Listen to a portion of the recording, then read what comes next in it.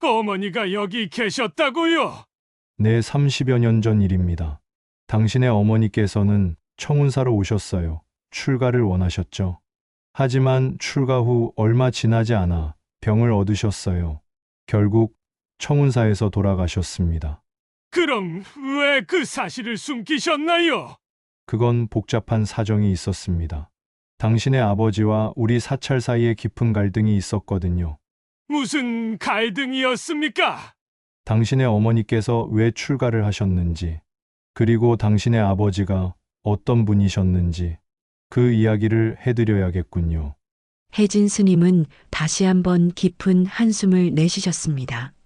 하지만 그 이야기는 당신에게 큰 충격이 될 겁니다. 정말 들을 준비가 되어 있습니까? 구독, 좋아요는 영상 제작에 큰 힘이 됩니다. 조성만은 새벽 5시면 어김없이 눈을 떴습니다. 충북 제천의 청운사에서 보내는 일상은 언제나 같았죠. 산새들의 지저김과 함께 시작되는 하루, 그리고 아버지 조망길의 위패 앞에서 드리는 첫 번째 기도였습니다. 아버지, 오늘도 평안하시길 빕니다. 은퇴 후 이곳에 온 지 벌써 10년이 넘었습니다. 서울에서 공무원으로 평생을 보낸 조성만에게 이 산사는 마지막 안식처였죠. 아버지의 유언이 있었기 때문입니다. 성만아, 내가 죽으면 청운사에 사리를 모셔라. 그리고 내가 그곳을 지켜라.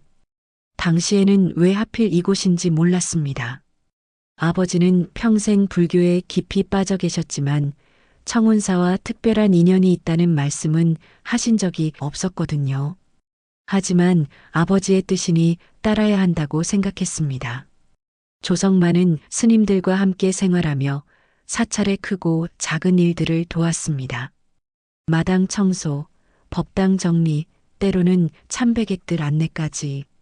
스님들은 그를 반겨주셨지만 깊숙한 사찰의 일에는 관여하지 않았습니다. 그저 조용히 자신의 역할만 하면 된다고 생각했죠. 그런데 어머니 이야기만은 달랐습니다. 어릴 적 어머니는 갑자기 사라지셨습니다. 조성만이 10살 때의 일이었죠. 어머니는 어디 가셨어요? 성만아, 내 어머니는 먼 곳으로 갔다. 더는 묻지 마라. 아버지는 그 이후로 어머니 이야기를 금기시하셨습니다. 사진도 모두 치워버리시고 어머니의 흔적을 집안에서 지워버리셨죠. 조성만은 성인이 되어서도 어머니에 대해 물어보려 했지만 아버지의 표정이 어두워지면 더는 묻지 못했습니다. 그분은 이미 이 세상 사람이 아니다. 그러니 잊어라. 아버지의 말씀이니 따라야 한다고 생각했습니다. 하지만 마음 한구석에는 언제나 어머니에 대한 그리움이 남아 있었죠. 특히 이곳 청운사에서 혼자 지내다 보면 어머니의 모습이 더욱 생생하게 떠올랐습니다. 그날도 평소와 다를 바 없는 하루였습니다. 조성만은 법당 청소를 마치고 오래된 지하 창고를 정리하러 내려갔습니다. 웬만한 일은 젊은 스님들이 하시지만 지하 창고만큼은 조성만의 담당이었죠. 습기 때문에 곰팡이가 생기기 쉬운 곳이라 꼼꼼히 관리해야 했습니다. 창고 구석에는 오래된 물건들이 쌓여 있었습니다. 낡은 경전들, 사용하지 않는 법구들, 그리고 이름 모를 항아리들까지. 조성만은 그 중에서도 유독 눈에 띄는 항아리 하나를 발견했습니다. 다른 항아리들과 달리 이 항아리는 천으로 꽁꽁 쌓여 있었고 구석진 곳에 혼자 놓여 있었습니다. 마치 누군가 의도적으로 숨겨놓은 것 같았죠. 조성만은 호기심에 천을 걷어내고 항아리를 자세히 살펴봤습니다. 이상하네. 항아리에는 아무런 이름표도 없었습니다. 보통 사찰에서 보관하는 유골 항아리에는 고인의 이름과 날짜가 적혀 있기 마련인데 이 항아리는 완전히 무명이었죠. 게다가 봉인이 되어 있어서 오랫동안 열어보지 않은 것 같았습니다. 누구 것일까? 조성만은 항아리를 들어올리며 생각에 잠겼습니다. 이곳에 온 지 10년이 넘었지만 이런 항아리가 있다는 것은 처음 알았습니다. 스님들도 이 항아리에 대해서는 말씀하신 적이 없었고요. 그날 저녁 조성만은 주지 스님께 물어보려 했습니다. 하지만 원로 스님의 표정이 어두워지는 것을 보고 더는 묻지 못했습니다. 그건 오래된 일입니다. 신경 쓰지 마십시오. 스님의 말씀에는 뭔가 숨기고 있다는 느낌이 들었습니다. 조성만은 그날 밤 잠을 이루지 못했습니다. 무명의 항아리 그리고 스님의 어두운 표정이 계속 머릿속을 맴돌았죠. 며칠이 지나도 조성만의 마음은 편치 않았습니다. 무명의 항아리가 자꾸만 생각났거든요. 청소를 하러 지하 창고에 내려갈 때마다 그 항아리를 보게 되었고 볼 때마다 궁금증은 더욱 커져만 갔습니다. 도대체 누구의 유골일까?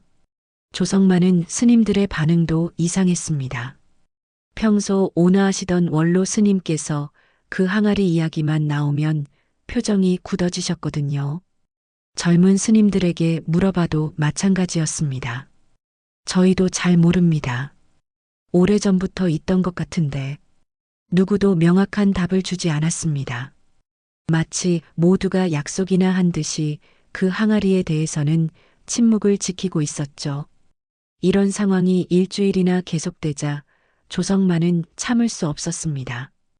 어느 날 아침 조성만은 결심을 했습니다. 직접 확인해 보기로 한 거죠. 물론 함부로 남의 유골을 열어볼 수는 없었지만 최소한 누구의 것인지는 알아야 한다고 생각했습니다. 혹시 제가 아는 분일 수도 있잖아요. 조성만은 오래전 직장 동료였던 김 박사를 떠올렸습니다. 김 박사는 은퇴 후 대학에서 법의학 연구를 도와주고 있었거든요. 그에게 부탁하면 유골의 신원을 파악할 수 있을 것 같았습니다. 전화를 걸기까지 하루 종일 고민했습니다. 사찰의 일을 함부로 외부에 알리는 것이 옳은 일인지 확신이 서지 않았거든요. 하지만 궁금증을 참을 수가 없었습니다. 김 박사님, 저 조성만입니다. 하나 부탁드릴 일이 있어서 연락드렸는데요. 김 박사는 조성만의 사정을 듣고 흔쾌히 도와주겠다고 했습니다. 다만 정식 감정은 어렵고 간단한 확인 정도만 가능하다고 했죠.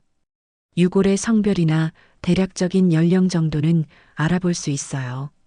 하지만 비공식적으로 해야 해요. 그날 밤 조성만은 몰래 지하 창고로 내려갔습니다. 스님들이 모두 잠든 시간이었죠. 손전등을 켜고 항아리가 있는 곳으로 갔습니다. 마음이 두근거렸습니다. 항아리를 조심스럽게 들어올리며 다시 한번 살펴봤습니다. 정말 아무런 표시도 없었습니다. 언제 모셔진 것인지 누구의 것인지 알 수 있는 단서가 전혀 없었죠. 죄송합니다. 하지만 알아야겠어요. 조성만은 항아리를 가방에 넣고 조용히 사찰을 나섰습니다. 김 박사와 만나기로 한 곳은 제천 시내의 작은 카페였습니다. 사람들의 시선이 부담스러웠지만 어쩔 수 없었죠. 이게 그 항아리군요. 김 박사는 항아리를 받아보며 고개를 끄덕였습니다. 오래된 것은 확실해 보였지만 보존 상태는 나쁘지 않았죠. 일단 연구실로 가져가서 확인해 보겠어요. 며칠 시간을 주세요. 조성만은 초조하게 기다려야 했습니다. 그 며칠 동안은 평소보다 더욱 조심스럽게 생활했습니다. 스님들이 항아리가 없어진 것을 눈치챌까봐 걱정되었거든요. 다행히 아무도 지하 창고에 내려가지 않았습니다. 사흘 후 김 박사에게서 연락이 왔습니다. 성만 씨, 결과가 나왔어요. 한번 만나서 이야기해요. 김 박사의 목소리에는 뭔가 심각한 느낌이 들었습니다. 조성만은 급히 약속 장소로 향했습니다. 가는 길 내내 마음이 불안했죠. 어떤 결과가 나왔을까? 카페에 도착하니 김 박사가 이미 와서 기다리고 있었습니다. 그의 표정도 평소와 달리 진지했습니다. 성만 씨, 앉으세요. 중요한 얘기를 해야겠어요. 김 박사는 조심스럽게 입을 열었습니다. 일단 확실한 건 이 유골은 남성이 아니에요. 여성입니다. 그것도 나이가 꽤 드신 분이에요. 대략 60대 전후로 추정됩니다. 조성만은 순간 머리가 하얘졌습니다. 여성? 60대? 그리고 골격을 보면 출산 경험이 있는 것 같아요. 아이를 낳아본 여성의 골반 구조를 하고 있거든요. 김 박사의 말이 계속 이어졌지만 조성만은 제대로 들을 수가 없었습니다. 머릿속에 한 가지 생각만 맴돌았거든요. 어머니? 조성만의 어머니도 60대쯤 되었을 나이였습니다. 그리고 당연히 출산 경험이 있었죠. 설마 이 유골이 어머니의 것일까요? 성만 씨, 괜찮아요? 얼굴이 하얗게 되었는데 김 박사가 걱정스럽게 물었지만 조성만은 대답할 수가 없었습니다. 온몸이 떨렸습니다. 혹시 이 유골이 제 어머니일 수도 있을까요? 김 박사는 놀란 표정을 지었습니다. 어머니요? 그런 생각을 하시는 이유가 있나요? 조성만은 어머니가 실종되었던 이야기를 간단히 들려주었습니다. 김 박사는 고개를 끄덕이며 들었지만 확답은 주지 못했습니다. DNA 검사를 해봐야 확실하겠지만 그건 공식적인 절차가 필요해요. 지금으로서는 추측만 할 뿐이에요. 조성만은 카페를 나와서도 한동안 멍하니 서 있었습니다. 만약 정말 어머니의 유골이라면 왜 이곳에 있는 걸까요? 그리고 왜 아무도 말해주지 않았던 걸까요? 사찰에 뭔가 숨겨진 비밀이 있구나. 조성만은 이제 더욱 확신했습니다. 스님들이 그 항아리에 대해 침묵하는 이유가 있다는 것을 말이죠. 조성만은 사찰로 돌아와서도 며칠 동안 잠을 제대로 이루지 못했습니다. 김 박사의 말이 계속 머릿속을 맴돌았거든요. 여성, 60대, 출산 경험. 모든 조건이 어머니와 일치했습니다. 정말 어머니일까? 하지만 확신할 수는 없었습니다. 단순한 추측일 수도 있었으니까요. 조성만은 더 확실한 증거가 필요했습니다. 그러려면 사찰의 과거를 알아야 했죠. 청운사에 온 지 10년이 넘었지만 조성만은 이곳의 역사에 대해서는 별로 관심이 없었습니다. 그저 아버지의 유언에 따라 조용히 지내기만 했거든요. 하지만 이제는 달랐습니다. 30년 전 이곳에는 어떤 일이 있었을까? 조성만은 사찰의 기록을 찾아보기 시작했습니다. 법당 한쪽에 있는 작은 서고에는 오래된 자료들이 보관되어 있었죠. 하지만 대부분 불경이나 의식에 관한 것들 뿐이었습니다. 뭔가 다른 기록이 있을 텐데 며칠을 뒤져봐도 개인적인 기록은 찾을 수 없었습니다. 혹시 스님들이 따로 보관하고 있는 건 아닐까 싶었지만 함부로 물어볼 수도 없었습니다. 그러던 중 조성만은 한 가지 사실을 발견했습니다. 30년 전 청운사의 주지는 지금과 다른 분이었다는 것이죠. 현재 원로 스님이신 혜정 스님이 아니라 혜진 스님이라는 분이 주지를 맡고 계셨습니다. 혜진 스님은 어디 계실까? 조성만은 조심스럽게 젊은 스님들에게 물어봤습니다. 혜진 스님에 대한 이야기였죠. 아, 혜진 큰 스님 말씀이세요? 지금은 은둔하고 계세요. 산 너머 작은 암자에서 혼자 지내고 계시거든요. 그분을 만날 수 있을까요? 쉽지 않을 거예요. 아무나 만나주시지 않거든요. 특별한 일이 아니면. 하지만 조성만에게는 특별한 일이었습니다. 어머니의 행방을 찾는 일보다 더 중요한 게 있을까요? 혜진 스님께서 계신 곳을 알려주실 수 있나요? 젊은 스님은 망설였지만 결국 대략적인 위치를 알려주었습니다. 청운사에서 산길로 2시간 정도 올라가면 작은 암자가 하나 있다고 했죠. 이튿날 새벽 조성만은 혼자 산길을 올랐습니다. 평소 등산을 즐기지 않았던 터라 쉽지 않은 길이었지만 포기할 수 없었습니다. 어머니의 진실을 알아야 했거든요. 2시간 넘게 올라가니 정말 작은 암자가 나타났습니다. 적적암이라는 이름이 적힌 작은 현판이 걸려 있었죠. 주변은 조용했고 인기척도 별로 느껴지지 않았습니다. 혜진 스님 계십니까? 조성만은 조심스럽게 불러봤습니다. 한참을 기다리니 문이 열리며 한 분이 나오셨습니다. 70대로 보이는 노스님이었죠. 누구십니까? 청운사에서 지내고 있는 조성만이라고 합니다. 중요한 일로 찾아뵈었습니다. 혜진 스님은 조성만을 자세히 살펴보셨습니다. 뭔가를 떠올리려는 듯한 표정이었죠. 조성만, 혹시 조만길 씨의 아들입니까? 조성만은 깜짝 놀랐습니다. 혜진 스님이 아버지를 알고 계신다니요. 네, 맞습니다. 혹시 저희 아버지를 아시나요? 혜진 스님의 표정이 복잡해졌습니다. 한참을 망설이시더니 조성만을 암자 안으로 안내하셨습니다. 들어오세요. 할 이야기가 있을 것 같군요. 암자 안은 정말 소박했습니다. 최소한의 생활용품만 있을 뿐이었죠. 혜진 스님은 조성만에게 차를 내어주시며 조심스럽게 말씀하셨습니다. 성만 씨, 무슨 일로 저를 찾아오셨습니까? 조성만은 지하 창고에서 발견한 무명의 항아리 이야기를 들려드렸습니다. 그리고 그것이 어머니의 유골일 수도 있다는 추측까지도 말씀드렸죠. 혜진 스님은 이야기를 듣는 동안 계속 고개를 숙이고 계셨습니다. 마치 죄책감에 시달리는 것 같았어요.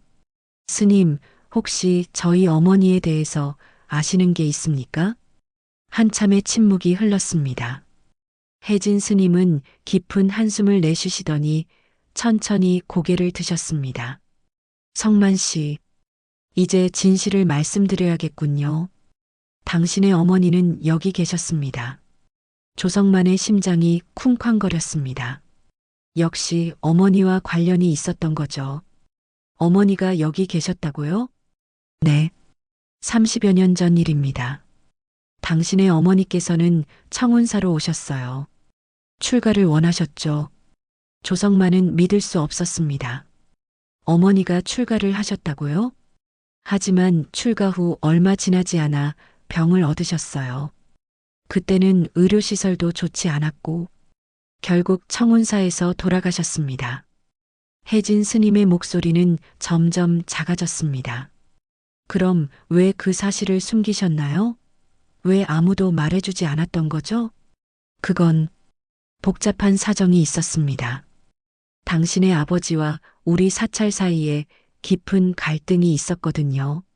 조성만은 더욱 혼란스러웠습니다. 아버지와 사찰 사이의 갈등이라니요. 무슨 갈등이었습니까? 당신의 어머니께서 왜 출가를 하셨는지, 그리고 당신의 아버지가 어떤 분이셨는지 그 이야기를 해드려야겠군요. 혜진 스님은 다시 한번 깊은 한숨을 내쉬셨습니다. 하지만 그 이야기는 당신에게 큰 충격이 될 겁니다. 정말 들을 준비가 되어 있습니까? 조성만은 망설임 없이 고개를 끄덕였습니다. 이제 와서 물러설 수는 없었거든요. 말씀해 주세요.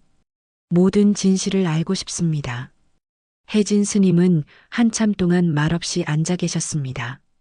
마치 어디서부터 이야기를 시작해야 할지 고민하고 계시는 것 같았죠. 조성만은 숨을 죽이고 기다렸습니다. 성만 씨, 당신의 아버지 조만길 씨는 어떤 분이셨다고 생각하십니까? 갑작스러운 질문에 조성만은 당황했습니다. 아버지에 대해서는 늘 존경스러운 분이라고 생각해왔거든요. 아버지는 엄격하시지만 의로운 분이셨습니다. 평생 불심이 깊으셨고 남에게 피해를 주지 않으려 애쓰셨죠. 혜진 스님은 고개를 천천히 저으셨습니다. 안타깝게도 제가 알고 있는 조만길 씨는 그런 분이 아니었습니다. 조성만의 얼굴이 굳어졌습니다. 아버지에 대한 다른 이야기를 들을 준비가 되어 있지 않았거든요. 1980년대 초반이었습니다. 당시 조만길 씨는 정치적 사건에 연루되어 이곳으로 피해 오셨어요. 군 출신이셨죠. 혜진 스님의 이야기가 계속되었습니다. 처음에는 참회하는 마음으로 오신 줄 알았습니다. 하지만 시간이 지나면서 조만길 씨의 진짜 모습을 알게 되었어요. 매우 권위적이고 가부장적인 분이셨거든요. 조성만은 이해할 수 없었습니다. 자신이 알고 있던 아버지와는 전혀 다른 모습이었으니까요.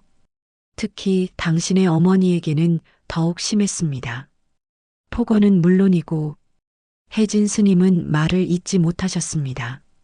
조성만의 얼굴이 창백해지는 것을 보셨기 때문이죠. 폭언이라고 하셨나요? 네. 그뿐만 아니라 폭력도 있었습니다. 당신의 어머니는 자주 멍이 든 채로 시장에 나오셨거든요. 조성만은 충격을 받았습니다. 어머니가 맞고 사셨다는 이야기는 처음 듣는 거였거든요. 당시 마을 사람들도 다 알고 있었어요. 하지만 아무도 나서지 못했죠. 조만길 씨가 워낙 무서운 분이셨으니까요. 혜진 스님은 계속해서 과거의 이야기를 들려주셨습니다. 어느 날 당신의 어머니께서 청운사로 오셨어요. 온몸이 상처투성이인 채로요. 저희는 깜짝 놀랐습니다. 어머니께서 직접 오셨다고요? 네. 아이들을 두고 오기가 힘드셨겠지만 더 이상 견딜 수가 없으셨던 모양이에요.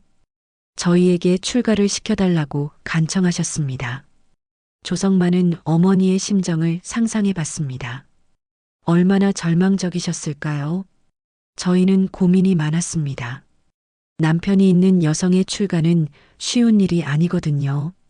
하지만 당신 어머니의 상황을 보니 그냥 돌려보낼 수가 없었어요. 그래서 받아주셨나요? 네. 하지만 조만길 씨가 가만히 있지 않았습니다. 사흘 후에 청운사로 찾아오셨어요. 술에 취한 채로요. 혜진 스님의 목소리에 당시의 두려움이 묻어났습니다. 그분은 법당에서 고함을 지르셨어요. 그 여자를 당장 내놓으라고요. 불경을 입에 담는 것도 불경죄라면서 어머니를 모독하셨습니다. 조성만은 상상하기조차 싫었습니다. 아버지가 그런 일을 하셨다니요. 당신의 어머니는 그때 이미 법명을 받으신 상태였어요. 자비라는 법명이셨죠. 하지만 조만길 씨는 인정하지 않으셨습니다. 그래서 어떻게 되었나요? 며칠 동안 실랑이가 계속되었어요. 조만길 씨는 매일 찾아와서 난동을 부리셨고 어머니께서는 절대 돌아가지 않겠다고 하셨습니다. 혜진 스님은 잠시 말을 멈추고 차를 한 모금 드셨습니다. 그런데 한 달쯤 지나서 어머니께서 갑자기 병을 얻으셨어요. 스트레스 때문인지 아니면 다른 이유인지 몸이 급격히 쇠약해지셨죠. 병이라고 하셨나요? 네. 당시에는 의료시설이 좋지 않았어요. 제천까지 나가려면 시간도 오래 걸렸고요. 저희가 최선을 다해 간병했지만 혜진 스님의 목소리가 떨렸습니다. 결국 2달 만에 돌아가셨습니다. 마지막까지 당신들 형제를 걱정하시면서요. 조성만은 눈시울이 붉어졌습니다. 어머니가 자신들을 걱정하며 돌아가셨다는 말에 가슴이 아팠거든요. 그럼 왜 그 사실을 알리지 않으셨나요? 아버지에게라도 말씀하셨어야 하는 거 아닌가요? 혜진 스님은 고개를 저었습니다. 알렸습니다. 하지만 조만길 씨의 반응은 예상과 달랐어요. 어떤 반응이셨는데요? 화를 내셨어요. 저희를 원망하셨죠. 자기 아내를 죽인 거나 다름없다면서요. 조성만은 아버지의 심정도 이해할 수 있었습니다. 아무리 사이가 나빴다고 해도 아내가 죽었다는 소식을 들으면 충격을 받을 수밖에 없었겠죠. 그래서 유골은 어떻게 된 거예요? 조만길 씨는 장례를 거부하셨어요. 자기 아내가 아니라고 하시면서요. 그래서 저희가 임시로 사찰에 모실 수밖에 없었습니다. 임시로요? 네. 언젠가는 제대로 된 장례를 치러드리려고 했어요.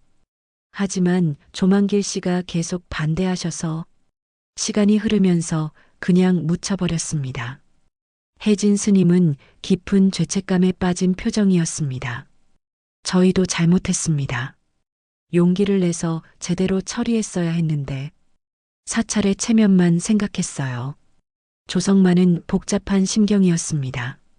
어머니의 죽음에 대한 진실을 알게 되었지만 동시에 아버지에 대한 믿음이 무너져 내리고 있었거든요.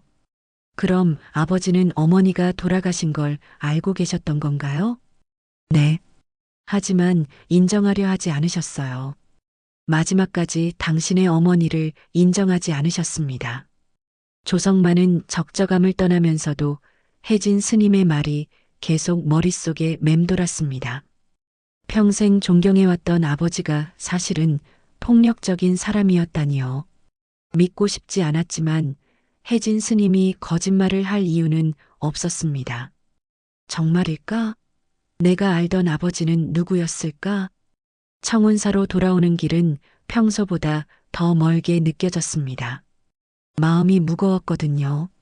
사찰에 도착해서도 조성만은 아무것도 할 수 없었습니다. 그저 아버지의 위패 앞에 앉아서 멍하니 있을 뿐이었죠. 아버지, 정말 그러셨나요? 하지만 위패는 아무런 대답을 해주지 않았습니다. 조성만은 더 많은 진실을 알고 싶었습니다. 혜진 스님의 이야기만으로는 확신할 수 없었거든요. 며칠 후 조성만은 아버지의 옛 친구들을 찾아보기로 했습니다. 혹시 다른 증언을 들을 수 있을지도 모르니까요. 아버지께서 생전에 자주 언급하셨던 최찬봉 어르신이 가장 먼저 떠올랐습니다.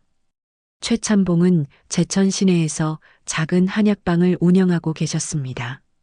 80이 넘은 나이에도 정정하셨죠. 조성만이 찾아오자 반갑게 맞아주셨습니다.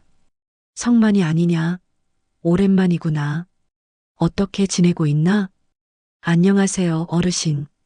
아버지에 대해서 여쭤보고 싶은 게 있어서 찾아뵈었습니다. 최찬봉의 표정이 조금 어두워졌습니다. 아무래도 고인에 대한 이야기는 부담스러우셨나 봅니다. 무슨 일인가? 조만끼리한테 무슨 일이라도 있었나? 조성만은 조심스럽게 어머니 이야기를 꺼냈습니다. 최찬봉은 이야기를 듣더니 깊은 한숨을 내쉬셨습니다. 그 이야기를 하려고 왔구나. 어르신께서도 아시는 일인가요? 아는 정도가 아니야. 내가 다 봤거든. 최찬봉은 막걸리 한 병을 꺼내오셨습니다. 이런 이야기는 술 없이는 할 수 없다는 듯이요.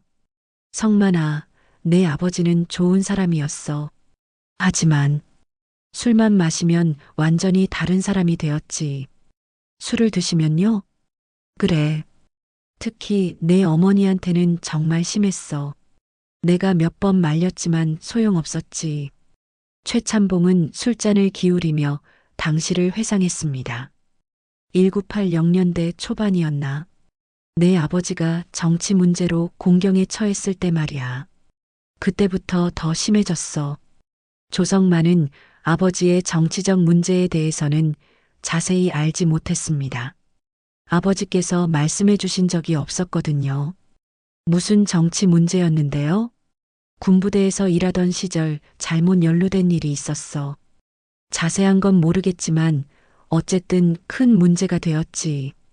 그래서 제천으로 내려온 거야.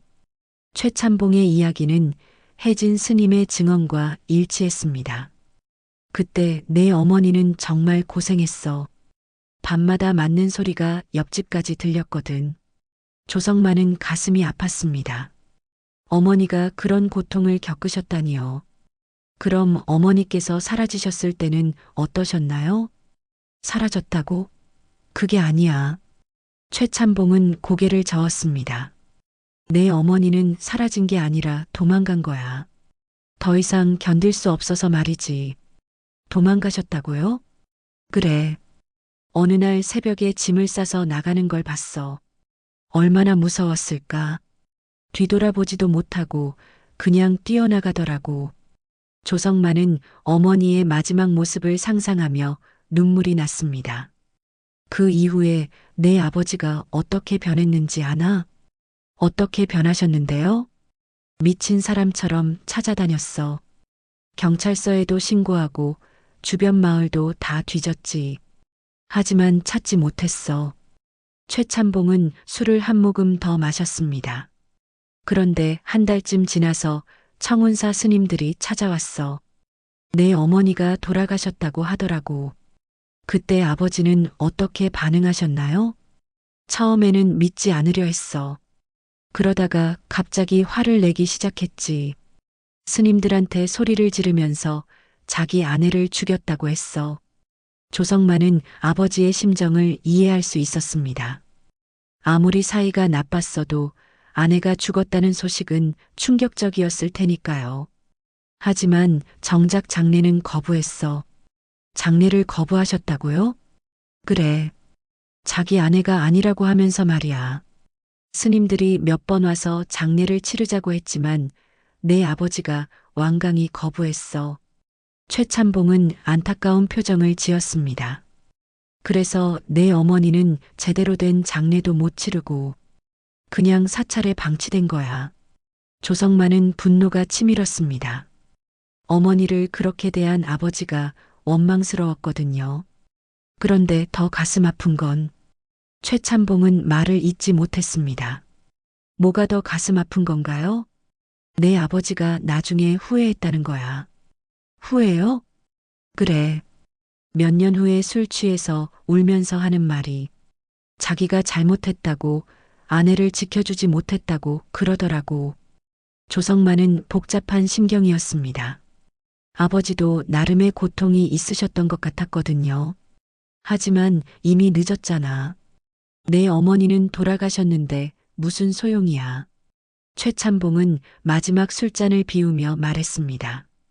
성만아, 내 아버지는 분명히 잘못했어. 하지만 마지막에는 후회하고 있었다는 것도 알아둬. 조성만은 한약방을 나오면서 더욱 혼란스러웠습니다. 아버지에 대한 분노와 동정이 동시에 밀려왔거든요. 그럼 아버지도 고통스러우셨던 건가? 하지만 그렇다고 해서 어머니에게 했던 일이 용서되는 건 아니었습니다. 조성만은 청운사로 돌아와서 아버지의 위패를 바라봤습니다. 아버지, 왜 그러셨습니까? 왜 어머니를 그렇게 대하셨나요? 그날 밤 조성만은 잠들지 못했습니다.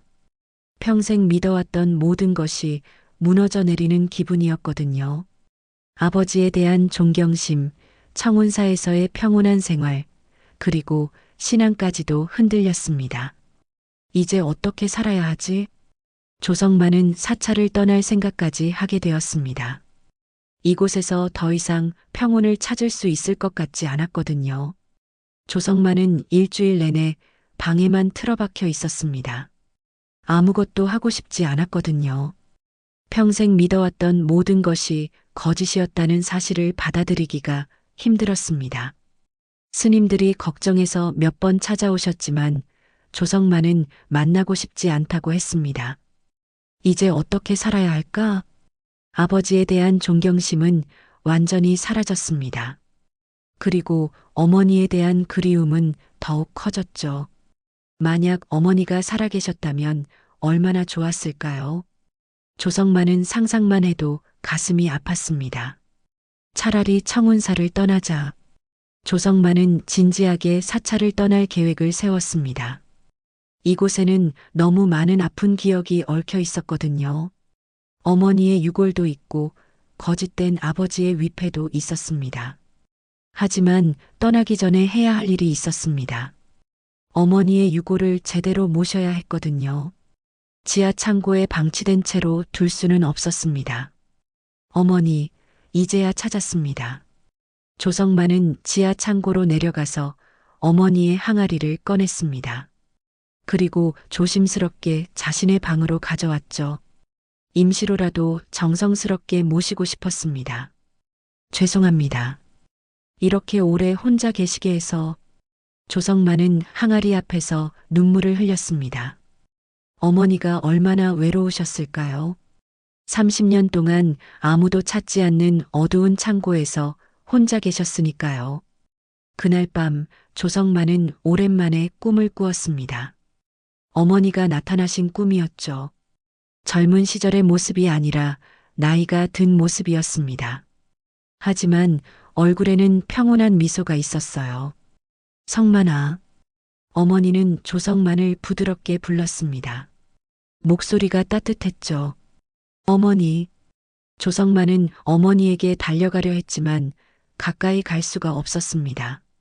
마치 투명한 벽이 있는 것 같았어요. 어머니, 왜 그렇게 고생하셨어요? 왜 아무 말씀도 안 하시고 떠나셨어요? 어머니는 슬픈 표정을 지으셨습니다. 성만아, 미안하다. 너희들을 두고 떠날 수밖에 없었단다. 아버지가 그렇게 나쁜 사람이었나요? 조성만의 질문에 어머니는 고개를 저었습니다. 내 아버지를 미워하지 마라. 그분도 많이 아파하셨을 거야. 하지만 어머니에게 그렇게 나쁘게 했잖아요. 사람은 누구나 실수를 하는 법이란다. 내 아버지도 두려웠던 거야. 어머니의 말이 이해되지 않았습니다. 두려웠다니요? 무엇이 두려우셨다는 거죠? 자신의 약함을 드러내는 것을 두려워하셨지. 그래서 더 강하게 보이려고 했던 거야. 어머니는 조성만에게 다가오려 했지만 점점 흐려져 갔습니다. 성만아, 아비를 용서해 주렴. 그리고 내 자신도 용서하거라. 어머니, 가지 마세요. 하지만 어머니의 모습은 이미 사라져 버렸습니다. 조성만은 꿈에서 깨어나 한참 동안 멍하니 있었습니다. 용서라. 어머니의 마지막 말이 계속 머릿속에 맴돌았습니다. 아버지를 용서하라는 말씀이었죠. 하지만 쉽지 않았습니다. 다음 날 아침 조성만은 결심을 했습니다. 청운사를 떠나는 것은 잠시 미루고 어머니의 유골부터 제대로 모시기로 한 거죠. 그것이 어머니에게 할 수 있는 마지막 효도라고 생각했습니다. 조성만은 원로 스님을 찾아뵈었습니다. 혜정 스님은 조성만을 걱정스럽게 바라보셨죠. 성만거사, 어떻게 지내셨습니까? 며칠 동안 뵙지 못해서 걱정했습니다. 스님, 말씀드릴 게 있습니다. 조성만은 그동안 있었던 일들을 모두 말씀드렸습니다. 무명의 항아리를 발견한 것부터 혜진 스님과 최참봉을 만난 일까지 모든 것을 털어놓았죠. 혜정 스님은 이야기를 듣더니 깊은 한숨을 내쉬셨습니다. 그런 일이 있었군요. 저희가 제대로 처리하지 못해서 죄송합니다. 이제라도 어머니를 제대로 모시고 싶습니다. 도와주실 수 있나요? 혜정 스님은 고개를 끄덕이셨습니다. 당연히 도와드려야죠. 오히려 저희가 해야 할 일이었습니다. 그날부터 조성만과 스님들은 어머니의 유골을 제대로 모실 준비를 시작했습니다. 우선 공식적으로 사찰 기록에 등재하는 일부터 시작했죠. 하지만 과정이 쉽지 않았습니다. 30년 전의 일을 증명할 자료가 별로 없었거든요. 다행히 혜진 스님이 적적함에서 내려와 도움을 주셨습니다. 이 일은 제가 책임져야 합니다. 혜진 스님은 당시의 상황을 자세히 증언해 주셨습니다. 그리고 사찰 측에서 공식적으로 사과하자고 제안하셨죠. 우리가 잘못을 인정하고 사과해야 합니다. 그래야 돌아가신 분도 편히 쉬실 수 있어요.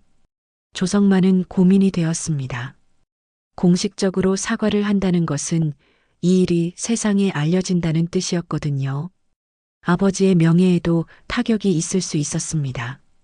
하지만 어머니를 위해서는 진실을 밝혀야 한다고 생각했습니다. 그렇게 하죠. 어머니께서 원하실 것 같아요. 일주일 후 청운사에서는 기자회견을 열었습니다. 30년 전의 일을 공개하고 사과하는 자리였죠. 많은 기자들이 몰려왔습니다. 혜정 스님이 대표로 사과문을 읽었습니다. 저희 청운사는 30년 전 조자비 보살님의 유골을 제대로 모시지 못한 점을 깊이 사과드립니다. 조성만은 기자회견장 뒤편에서 조용히 지켜봤습니다. 마침내 어머니의 존재가 세상에 알려지는 순간이었죠. 이제야 어머니를 찾았습니다. 하지만 조성만에게는 아직 한 가지 더 해야 할 일이 남아 있었습니다. 어머니의 유골을 어디에 모실 것인가 하는 문제였죠. 아버지 옆에 모실 수는 없었습니다. 어머니께서 원하지 않으실 것 같았거든요. 별도의 봉안당을 만들까 합니다. 조성만의 제안에 스님들도 동의했습니다. 어머니만을 위한 작은 공간을 만들기로 한 거죠. 기자회견이 끝난 후 일주일이 지났습니다. 청운사에는 예상보다 많은 사람들이 찾아왔습니다.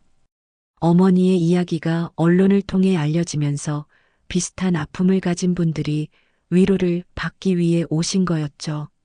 정말 용기 있는 일을 하셨네요. 저희도 비슷한 일을 겪었는데 이렇게 용기를 내서 진실을 밝히는 모습이 감동적이에요. 조성만은 그런 분들을 만나면서 마음이 복잡했습니다. 어머니의 이야기가 다른 사람들에게 위로가 된다는 것은 기뻤지만 동시에 이런 아픔을 가진 사람들이 많다는 현실이 안타까웠거든요. 드디어 어머니의 유골 공양식을 치르는 날이 되었습니다. 조성만은 새벽부터 준비를 시작했습니다. 어머니만을 위한 작은 봉안당도 완성되었죠. 청운사 뒤편 조용한 곳에 자리한 소담한 공간이었습니다. 어머니, 이제 편히 쉬실 수 있어요. 유골 공양식에는 혜진 스님과 혜정 스님을 비롯해 청운사의 모든 스님들이 참석하셨습니다. 그리고 최참봉 어르신도 오셨죠. 김 박사도 함께 해주셨습니다. 지금부터 조자비 보살님의 유골 공양식을 시작하겠습니다. 혜정 스님의 엄숙한 목소리가 봉안당에 울려 퍼졌습니다. 조성만은 어머니의 항아리를 조심스럽게 봉안대에 모셨습니다. 어머니, 이제야 제자리를 찾으셨습니다. 의식이 진행되는 동안 조성만은 눈물을 참을 수 없었습니다. 30년 만에 어머니께 제대로 된 예를 올리는 거였으니까요. 조자비 보살님, 부디 이 세상의 모든 괴로움에서 벗어나 극락 정토에서 편안히 계시길 빕니다. 스님들의 독경 소리가 산 전체에 퍼져나갔습니다. 마치 어머니의 영혼이 하늘로 올라가는 것 같았어요. 의식이 끝날 무렵 갑자기 하늘에서 비가 내리기 시작했습니다. 보슬보슬 내리는 가을비였죠. 마치 하늘도 어머니를 위해 우는 것 같았습니다. 하늘도 우네요. 최참봉 어르신이 조용히 말씀하셨습니다. 조성만도 고개를 끄덕였죠. 유골 공양식이 모두 끝나고 사람들이 돌아간 후 조성만은 혼자 어머니의 봉안당에 남아 있었습니다. 마침내 어머니를 찾았다는 안도감과 함께 복잡한 심경이었거든요. 어머니, 정말 죄송했어요. 이렇게 늦게 찾아서. 조성만이 어머니께 인사를 드리고 있을 때 뒤에서 누군가 부르는 소리가 들렸습니다. 성만거사님. 돌아보니 젊은 스님 한 분이 서 계셨습니다. 무슨 일이신가요? 어머니 항아리에서 이상한 게 나왔어요. 젊은 스님이 작은 종이 뭉치를 내밀었습니다. 항아리를 정리하는 과정에서 발견된 것이라고 했죠. 이게 뭐죠? 조성만은 종이를 조심스럽게 펼쳐봤습니다. 오래된 편지지에 누군가 쓴 글씨가 있었어요. 그런데 그 글씨가 낯익었습니다. 이 글씨는 자세히 보니 아버지의 글씨였습니다. 조성만은 깜짝 놀랐죠. 왜 아버지의 편지가 어머니의 항아리에 있는 걸까요? 편지를 읽어보니 더욱 놀라웠습니다. 성만아, 내가 이 편지를 읽을 때쯤이면 나는 이미 이 세상에 없을 것이다. 편지는 아버지가 조성만에게 쓴 것이었습니다. 나는 평생 한 가지 큰 죄를 지고 살았다. 바로 내 어머니를 제대로 지켜주지 못한 것이다. 조성만은 손이 떨렸습니다. 아버지가 어머니에 대해 쓴 편지라니요. 내 어머니는 세상에서 가장 착한 사람이었다. 하지만 나는 그분을 아프게 했다. 편지를 읽어갈수록 조성만의 눈에서 눈물이 흘러내렸습니다. 내가 술을 마시고 화를 낼 때마다 내 어머니는 조용히 참아주셨다. 나는 그때 왜 그랬는지 모르겠다. 아버지도 자신의 잘못을 알고 계셨던 거였습니다. 내 어머니가 청운사로 떠났을 때 나는 미칠 것 같았다. 그분을 잃는다는 게 그렇게 무서울 줄 몰랐다. 그리고 어머니께서 돌아가셨다는 소식을 들었을 때 아버지의 글씨가 점점 흐려져 있었습니다. 눈물을 흘리며 쓰신 것 같았어요. 나는 스님들에게 화를 냈다. 하지만 정말 화가 난 건 나 자신에게였다. 내가 내 어머니를 죽인 거나 다름없었으니까. 조성만은 아버지의 심정을 이해할 수 있었습니다. 그래서 장례를 거부했다. 내 어머니를 제대로 모실 자격이 없다고 생각했기 때문이다. 편지의 마지막 부분이 가장 충격적이었습니다. 성만아, 나는 내 어머니를 사랑했다. 하지만 그 사랑을 표현하는 방법을 몰랐다. 미안하다. 이 편지는 내 어머니 곁에 두겠다. 언젠가 내가 진실을 알게 되면 이해해 줄 거라고 믿는다. 부디 나를 용서해다오. 그리고 내 어머니에게도 내 사과를 전해다오. 편지는 거기서 끝났습니다. 마지막에 아버지의 서명이 있었죠. 조만길. 조성만은 한참 동안 편지를 들고 서 있었습니다. 아버지에 대한 분노가 조금씩 사라지고 있었거든요. 아버지도 나름의 고통을 겪고 계셨던 거였습니다. 아버지도 후회하고 계셨구나. 조성만은 어머니의 봉안당에서 아버지의 편지를 다시 한번 읽었습니다. 그리고 조용히 말했죠. 어머니, 아버지께서 사과하고 계세요. 정말 후회하고 계신다고 하세요. 바람이 불어와 촛불이 살짝 흔들렸습니다. 마치 어머니가 대답하시는 것 같았어요. 이제 모든 게 끝났구나. 조성만은 마음이 한결 가벼워졌습니다. 어머니도 찾았고 아버지의 진심도 알게 되었으니까요. 아버지의 편지를 발견한 지 한 달이 지났습니다. 조성만의 마음에는 큰 변화가 일어났죠.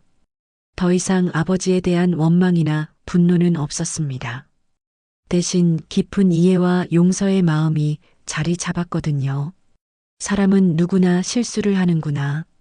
조성만은 매일 아침 어머니의 봉안당을 찾아뵈었습니다.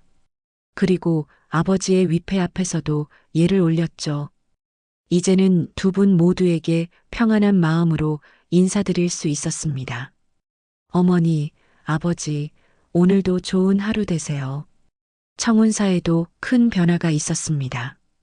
어머니의 이야기가 알려진 후 사찰의 방향이 완전히 바뀌었거든요. 혜정 스님은 사람을 품는 사찰이라는 새로운 슬로건을 내걸었습니다. 우리는 완벽한 사람들만 받아들이는 곳이 아닙니다. 상처받고 아픈 사람들이 치유받을 수 있는 곳이어야 해요. 실제로 청운사에는 가정폭력으로 고통받는 여성들이나 마음의 상처를 가진 사람들이 많이 찾아왔습니다. 어머니의 이야기가 그들에게 용기를 주었거든요. 저도 남편 때문에 많이 힘들었는데 조자비 보살님의 이야기를 듣고 용기를 얻었어요. 이런 곳이 있다는 것만으로도 위로가 됩니다. 조성만은 그런 분들을 만나며 보람을 느꼈습니다. 어머니의 아픔이 다른 사람들의 치유로 이어지고 있었으니까요. 혜정 스님은 조성만에게 새로운 역할을 제안했습니다. 성만 거사님, 청운사의 안내 해설사를 맡아주시겠어요? 안내 해설사요? 네. 이곳을 찾는 분들에게 어머니의 이야기를 들려주는 역할 말입니다. 당신만큼 진심으로 이야기할 수 있는 분은 없을 거예요. 조성만은 고민했습니다. 개인적인 이야기를 계속 다른 사람들에게 들려주는 것이 부담스럽기도 했거든요. 하지만 어머니께서 원하실 것 같았습니다. 어머니의 이야기가 더 많은 사람들에게 위로가 된다면 기꺼이 해야 할 일이었죠. 좋습니다. 해보겠습니다.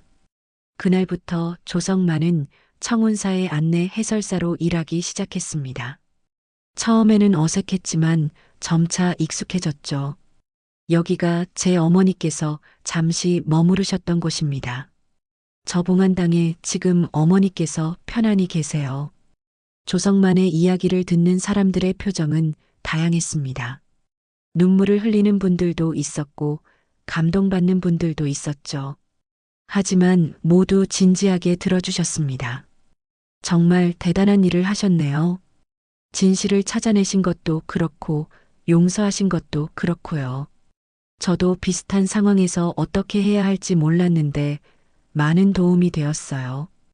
어느 날은 특별한 손님이 찾아왔습니다. 조성만과 비슷한 나이의 여성분이었는데 혼자 오셔서 한참 동안 어머니의 봉안당 앞에 서 계셨죠. 혹시 무슨 사연이라도 있으신가요?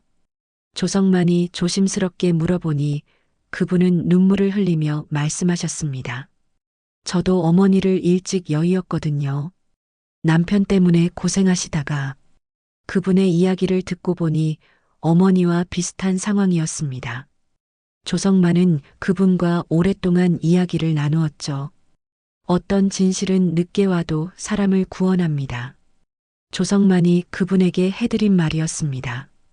그분은 고개를 끄덕이며 위로를 받으신 것 같았어요. 계절이 바뀌어 봄이 되었습니다. 청운사 연못에는 연꽃이 피기 시작했죠. 조성만은 연꽃을 보며 많은 생각을 했습니다. 연꽃은 진흙에서 피어나지만 더럽혀지지 않는다고 하지. 어머니의 이야기도 마찬가지였습니다. 고통스러운 상황에서 피어난 진실이었지만 많은 사람들에게 희망을 주고 있었거든요. 어느 날 저녁 조성만은 연못가에 앉아서 일기를 쓰고 있었습니다. 요즘 들어 생각을 정리하는 습관이 생겼거든요. 오늘도 많은 분들이 어머니를 찾아오셨다. 그분들의 이야기를 들으며 깨달은 것이 있다. 조성만은 펜을 멈추고 연못을 바라봤습니다. 연꽃들이 달빛을 받아 환하게 빛나고 있었어요. 진실은 때로 아프다. 하지만 그 아픔을 통해서만 진정한 치유가 가능하다. 조성만의 이야기는 이제 청운사를 넘어서 더 많은 곳에 알려지고 있었습니다. 방송에서도 몇 번 소개되었고 신문에도 실렸죠. 조성만 씨의 이야기는 현대 한국 사회에 시사하는 바가 크다. 가족 간의 용서와 화해에 대한 깊은 메시지를 담고 있다. 하지만 조성만에게 가장 중요한 것은 명성이 아니었습니다. 어머니와 아버지가 편안히 쉬고 계신다는 사실, 그리고 자신이 진정한 평화를 찾았다는 것이었죠. 나는 아버지를 모셨고 어머니를 만났고 결국 나 자신을 깨달았다. 그날 밤 조성만은 일기의 마지막 줄을 이렇게 썼습니다. 어머니, 아버지, 그리고 이 모든 인연에 감사드립니다. 이제 저는 진정한 평안을 찾았습니다. 연못에는 연꽃들이 고요히 피어 있었고 청운사는 평화로운 밤을 맞고 있었습니다. 조성만의 긴 여행은 이제 진정한 안식에 도달한 것이었죠. 멀리서 들려오는 새벽 예불소리와 함께 또 다른 하루가 시작되고 있었습니다. 진실 위에 핀 연꽃처럼 아름다운 하루가 말입니다.